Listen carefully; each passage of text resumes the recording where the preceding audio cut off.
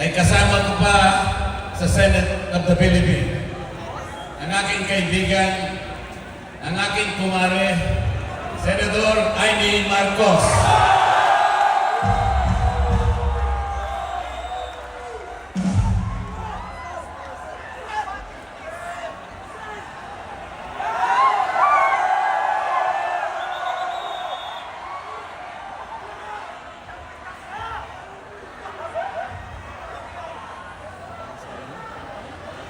Magandang gabi po sa inyong lahat, mga mahal na kapatid.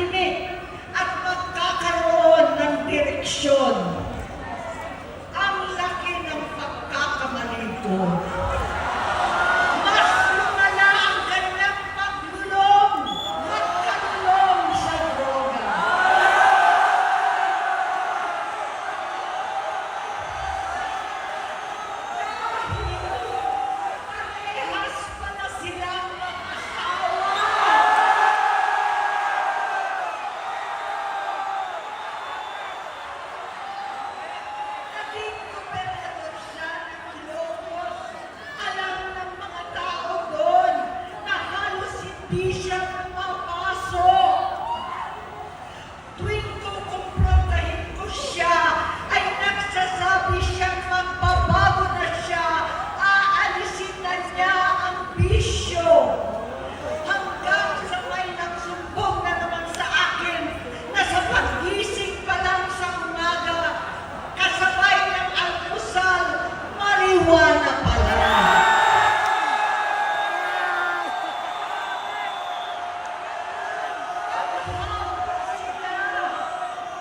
Lahat sila nagiinuman at gumagamit ng cocaine. Kasama ng asawa at barkada. Tulad ng ama ko, kinastigo ko ang mga barkada niya. Ang nasirang si Bong Dasa, si Edwin Cruz, Inigo, Tony Boy, Sam Anton, alam po ninyo yan. Paano nagre-resign na sa takot ang mga pulis nila at staff dahil sa lumalalang bisyo? Inayos ko sila dahil gusto niyang ituwid ang buhay niya. Gusto niyang mag-vice-presidente. Hindi siya pinalad at lalo nagkaroon ng oras para sa bisyo. Simula noon, naging malabo sa amin ang lahat. Kaysa mag-away, bigla na lamang lumayo ang loob namin sa isa't isa. Noong 2016, kasabay ng kampanya ni dating Pangulong Duterte laban sa droga, lumabas ang pangalan ni Bongbong sa listahan. Nakasama siya sa listahan ng mga celebrities, mga artista, Maricel Soriano at iba pa. Masinsinan kong kinausap si Pangulong Rodi. Halos manikluhod ako. Sinabi ko ayon sa kapulisan, dapat unahin, usigin ang mga pusher at saka na lamang sagipin ang mga user. Naligtas si Bongbong. Labis ang takot ko at pag-aalala. Kinausap ko siya at nagsabi siyang talagang siya ay nagbabago na. Muli at lagi, hindi ako nawalan ng pag-asa. Ako'y naniwala ulit. Mula noon, ang natatanggap ko na lang na balita tungkol sa kapatid ko ay regular na magpapadoktor. Kaya kumalma naman ako. Inisip ko, totoo, dahil nakopera na ang tuhod niya sa gout. Siguro, totoo na ito. Hanggang nito, nalaman ko na tuloy ang paggamit niya sa mga party na garapalan naghahain ng droga. Pinagmamalaki pa ng mag-asawang kayang-kaya nila ang microdosing ng cocaine. Hati-hatiin daw para 4 na beses sa isang araw. Hindi mabibisto. Ang pagpapadoktor, pinalabas nila ang pag-stem cell. Nagpapalitan ng dugo, nagpapa-blood transfusion. Kayang-kaya raw, hindi ko maintindihan ang pinagsasabi. Noong 2021, kahit papano, nagkikita kami at nagkakausap. Sumumpa siya sa aking talagang hinintunan niya. Naniwala ako kasi sabi niya gusto niyang tumakbo. Ang sabi ko, tutulong ako sa abot ng aking makakaya. Ipinakilala ko si Bongbong kay Inday. Naging magkatandem sila. Pagkatapos noon ay biglang hindi na niya ako ulit kilala. Kahit si Inday, nagtataka, bigla ko na itsapwera. Kahit ganon, nangampanya pa ako para sa kanya. Kahit si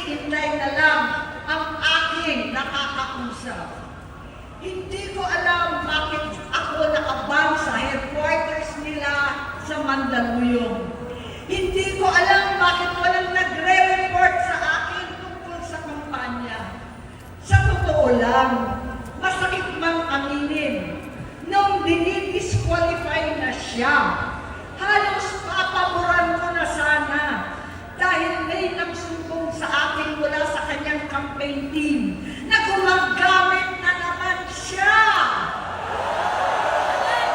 Nung sinabihan ko, siya at mga taong nasa paligid niya, nagkaisa silang tuluyan akong alisin sa kampanya na ako naman ang bumuo. Sinabi nilang gusto ko na siya ay mag-disqualify para ako ang pumalit. Hindi totoo yun! Iniisip ko ang kalagayan ng aking kapatid at paano siya magsisilbi kung ganyan ang kalagayan niya. Pero pinaparating sa akin na hindi siya lulong at minsan na lamang tuwing nagpa-party. Hindi ko maipaliwanag bakit gusto kong maniwala at hindi mawalan ng pag-asa. Noong nanalo siya, naging pinakamalayo na kami sa isa't isa. Maliban sa opisyal na takbuhan at kapag pumupunta yung nanay namin, hindi ako sumama sa loob ng 3 taon dyan sa Malacanang. Dahil lantaran na doon ang inuman, ang paggamit nila ng cocaine at mga bawal na gamot. Hindi ba nila nakikita, naririnig, kakaiba na siya magsalita, hindi na maintindihan kung ano-ano na ang sinasabi at wala na sa sarili. Nagtatago sa kabaitan niya ang pang-aabuso niya sa droga.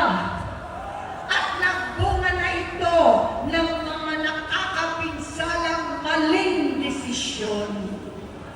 Hinayaan niyang kumilos ang mga nakatalibot sa kanya. Yung mga umaastang presidente habang nilululong siya ng mga ito. Hindi na kami nagkausap. Sa harap ng publiko, pinipilit kong magmukha kaming maayos. Pero wala na kaming koneksyon. Hindi ko hinihiling na maunawaan ninyo ako, lahat kayo. Sa palagay ko, ang makakaunawa lamang sa akin ay ang mga pamilya may pinagdaanan sa adiksyon, sa inom, sa sugal, sa alak, sa bisyo, higit sa lahat, sa droga. Pag hindi ko siya nakakasama, buong aking loob na ipasok sa institusyon, ipagamot, iparihab ko na yan. Pero tuwing maghaharap kami noon, hindi kaya ng aking kalooban na gawin yon. Tuwing magsasabi siya sa akin na magbabago na siya, hindi ko siya kayang tiisin.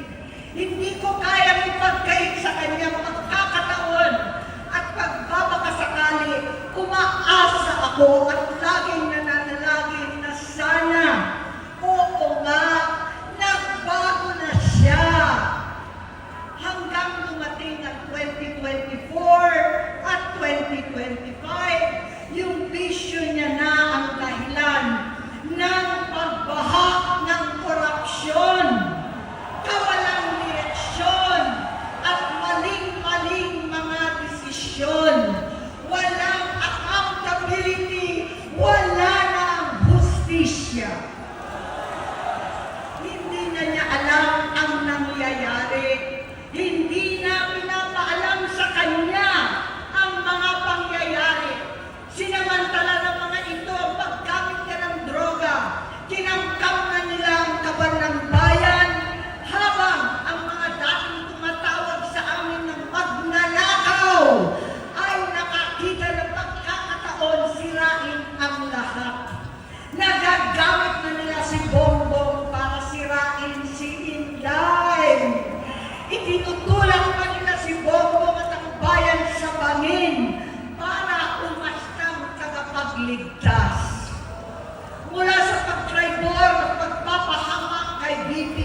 Inday, sa confidential funds na kung tutuusin ang galing naman sa opisina ng Pangulo, hanggang sa pagpadukot sa dating Pangulong Duterte para itago na lamang sa ibang bansa. Ang kabaitan ni Bongbong ay naging kalupitan. Karapalan niya ang pagtatakip sa kanya ng mga nasa Congress, sa Senado, mga miyembro ng kabinete. Kitang-kita na ng taong bayan, wala nang puwang ang kahihiyan. Para bang nauulit ang bangungot ng kasaysayang dinanas namin noon. 68 years old po ang tatay ko nung pinatalsik sa pwesto. 68 years old na rin si Bongbong ngayon. November 17 din, noong 2021, nung nakumbinsi ko si Inday na magbise kay Bongbong.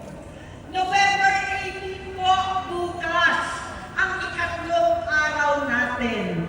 Siyam na taon na nakakaraan, saktong November 18 pa talaga, na pinatiting ni Pangulong Duterte ang tatay ko sa libingan ng mga bayani.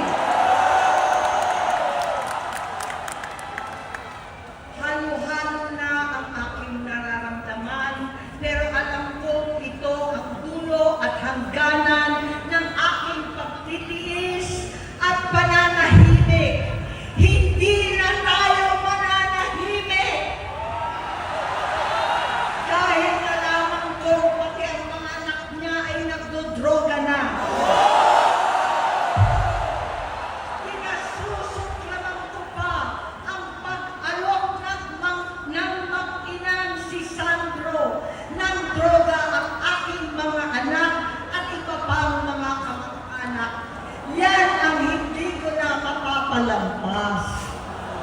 Sa loob ng halos 4 na dekada, wala akong ibang pinangarap kundi maipakita sa sambayanan na hindi kami masamang tao. Hindi masama ang pamilya Marcos. Gusto kong ibangon ang dangal ng aking ama.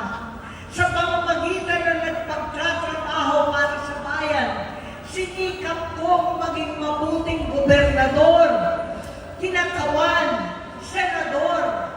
Hindi ako halos nagpapahinga para makapag-iwan sana ng legasiya na kapag sinabing Marcos, nabawi na namin ang tingin sa nakaraan. Ngunit sa kagustuhan kong maging responsableng anak, matupad ang pangako ko sa aking ama, nabigo akong maging mabuting kapatid. Naging mahina ako kay Bongbong. Sa kapulisan at sundalo, sa lahat ng mga leader at tagapagpatupad ng batas, siya ang Pangulo natin ngayon. Sinabi ko kung anong kalagayan niya ngayon. Tulungan niyo akong mapabuti ang kanyang kalagayan. Tulungan niyo akong matulungan siya. Hindi niya ako kalaban. Ang kalaban niya ay ang sarili niya. At nadadamay ang bansa sa laban na yan.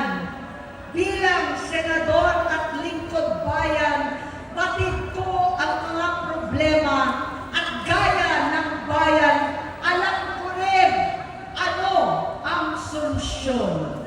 Sa pagkakawatak-watak, patuloy na pamumulitika, pagnanasa sa kapangyarihan ng mga talunan naman, kaguluhan sa Mindanao, alanganing giyera sa China at Estados Unidos, kawalang pananagutan sa flood control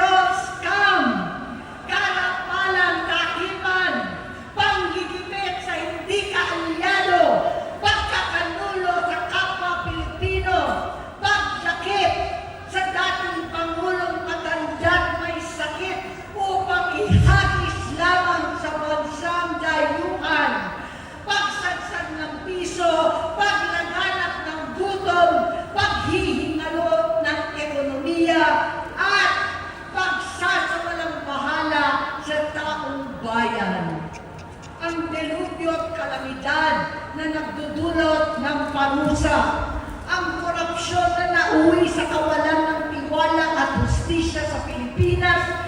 Sa kanyang pamahalaan, lahat ng yan ay masusolusyonan kung ikaw, aking kapatid, magsaayos ng iyong sariling kalusugan.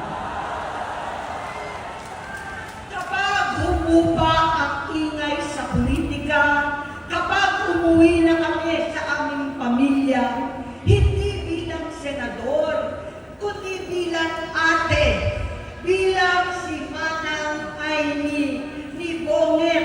Kaya ito sasabihin sa harap ng taong bayan, sa harap ninyong lahat, at sa harap ni Bongbong. Bonget, magtatatlong taon na tayong hindi nakakausap.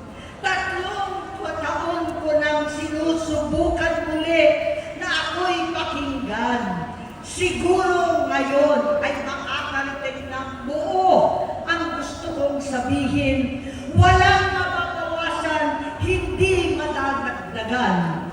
Bongbong, nag-aalala sa iyo si Manang. Tuwing nakikita kita sa TV, gusto kitang puntahan. Napakalaki ng pinagbago mo. Itsura, pagsasalita, takbo ng pag-isip. Minsan, napapatanong ako sa sarili ko, ikaw pa ba yan? Si Bongbong ba talaga yung nakikita ko? Pero ako, aling ko, ako pa rin ito. Ako pa rin ang ate mo na tumayong ama't ina sa inyo sa ibang bansa. Ang kasama no sa sumubok na sanggahin lahat ng sakit para sa iyo. Ang kapatid mo na hindi mo kailangan hingan ng tawad dahil agad ka nang iniintindi at tatanggapin dahil mahal kita. Nasa Bagong Tipan, kay Lucas, Kapitulo 17, versikulo 3 hanggang 4. Kung magkasala ang iyong kapatid, sawayin mo siya. At kung siya'y magsisi, patawarin mo siya.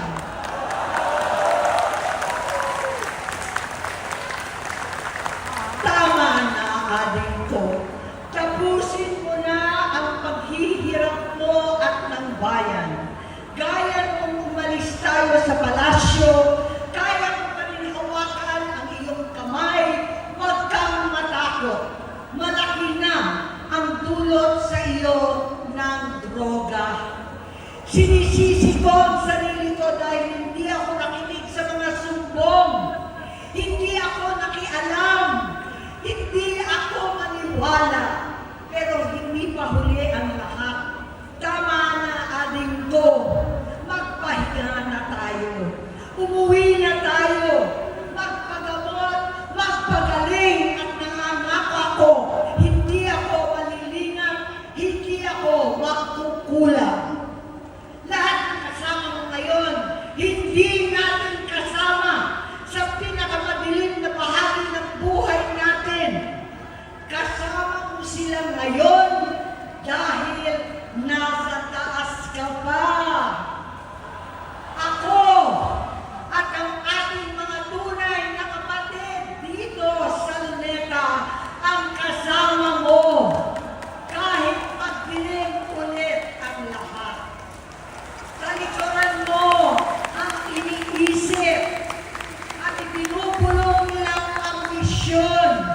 Unahin na natin ang kalusugan mo dahil sa adiksyon na bigyan mo ng malubhang karamdaman ang buong bansang Pilipino. Matatanda na tayo. Sakitan na si Mami. Alagaan na lang natin ang isa't isa. Kaliwat kanan man ang pambuhusga sa akin. Malinaw sa aking puso na dapat mauna ang Diyos, ang bayan, pamilya at sarili.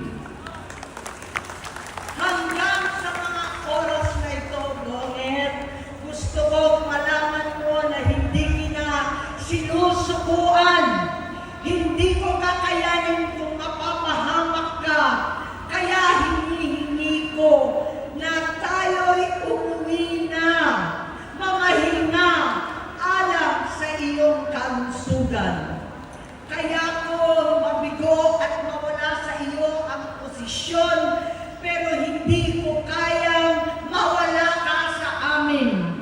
Ayusin mo ang sarili mo. Magpagamot, alisin ang droga sa iyong sistema. Wala akong ibang gusto kundi gumaling ka, malagpasan natin ito muli. Dahil wala akong ibang hinahangad bilang ate, kundi maging masaya ka, maging ligtas sa panganib, malusog, matagumpay sa buhay. Itama ang mali, labanan ang adiksyon, at ako hindi kailanman aalis sa iyong tabi. Susuporta at hindi titigil manalangin kasama ninyo dito sa Luneta at sa buong mundo. Dahil iyon naman ang tungkulin at ibig sabihin ng salitang kapatid, kapatid, mabuhay kayo kapatid. Maraming salamat po.